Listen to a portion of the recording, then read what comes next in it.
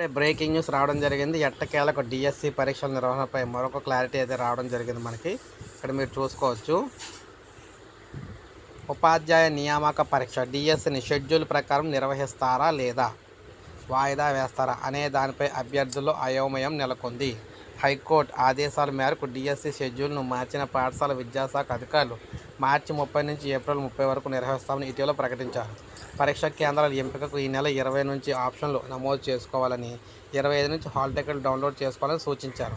కానీ ఇంతవరకు వెబ్సైట్లో పరీక్షా కేంద్రాలు ఎంపిక అవకాశమే ఇవ్వలేదు. తద్వారా హాల్ టికెట్ల దారిలో కూడా జాప్యం జరిగే ప్రమాదం అయితే ఉంది. మరోవైపు ఉపాధ్యాయ అర్హత పరీక్ష టెట్ దీనికి సంబంధించి ఫలితాలను కూడా ఈ నెల 14 విడుదల చేయాల్సి ఉండగా ఇంతవరకు కూడా విడుదల చేయలేదు.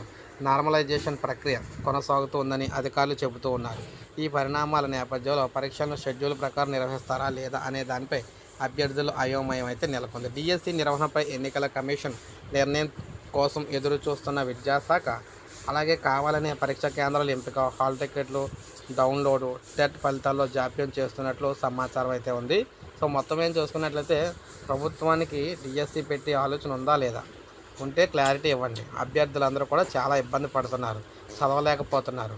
వారికి ఒక స్టేట్మెంట్ ఇచ్చినట్లయితే దాన్ని బట్టి ఏదో చేయొచ్చు అని అంటుంది. అయితే ప్రభుత్వం ఏం చెప్తుందంటే మేము ఎన్నికల కమిషన్ నిర్ణయం కోసం ఎదురు చూస్తున్నాం అని చెప్పేసి వీరైతే చెప్పి చేతులైతే దులుపుకుంటున్నారు అన్నమాట. సో ఇది మనకు లేటెస్ట్ అప్డేట్. ఒక లైక్ చేయండి, సబ్స్క్రైబ్ చేసుకోకపోతే మన ఛానల్ సబ్స్క్రైబ్ చేసుకొని ఫాలో